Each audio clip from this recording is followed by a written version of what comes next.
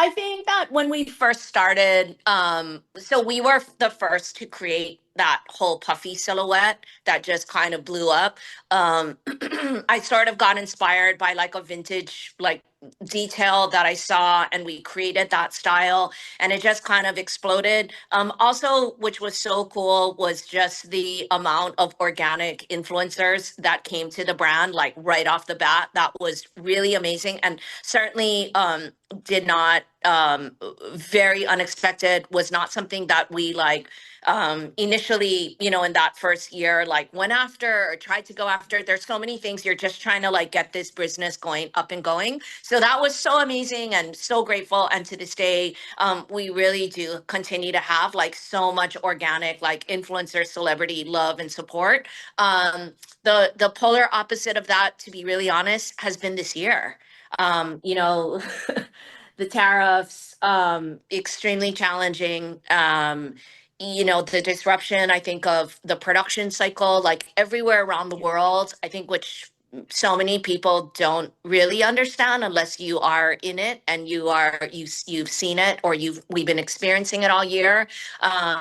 And that has been very challenging because obviously all of us have had no like inclination, no understanding. The beginning of this year, there was just sort of no knowledge of what was going on, no understanding or clarity of an end date, or if there was going to be an end date. The scrambling, I think we all did initially at the beginning of the year, goods that were coming in. Our factory is in Hong Kong, and it was 145% tariff in addition to what we already pay, which is 30%. So you're just like, I don't I don't think this is sustainable, and then sort of just jumping through all of those hoops to try to figure out, and then just to have it change again and change again and change again. So it's been a real challenge this year, to be honest. Yeah. Well, I'm glad you brought all that up because you actually launched this brand before the pandemic, right?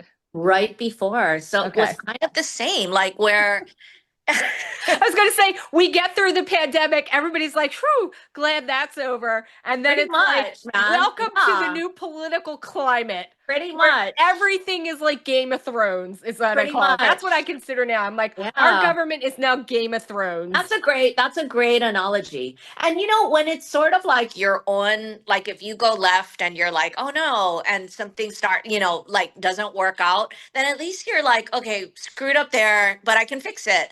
But when it's sort of like these outside, impact or influences that you just are kind of at the mercy at, definitely very challenging. And but that's been a it's been a really interesting, I think, emotional and mental process of just sort of like, yeah, accepting and just getting to a place that, releasing and letting go a lot of it too, of just being like at a place that I, have got to with all of this year, of like, I'm doing the best I can.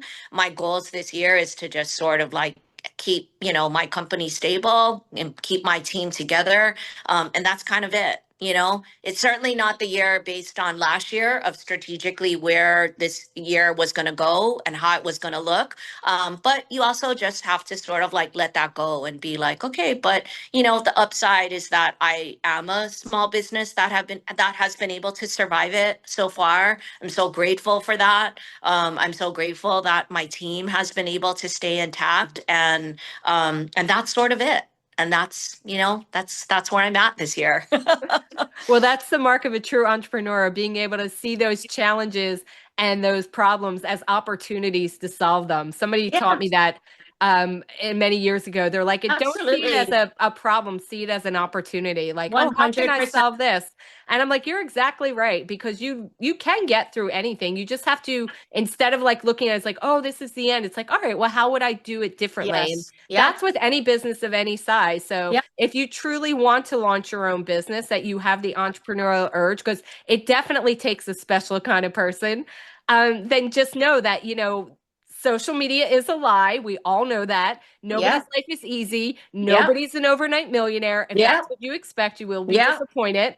Yeah. But, go find the brands and the businesses and the things that make you feel good, that you feel good about supporting, Yeah. whatever that is. Yeah. And then you'll be happier in life. So, 100%. Yep.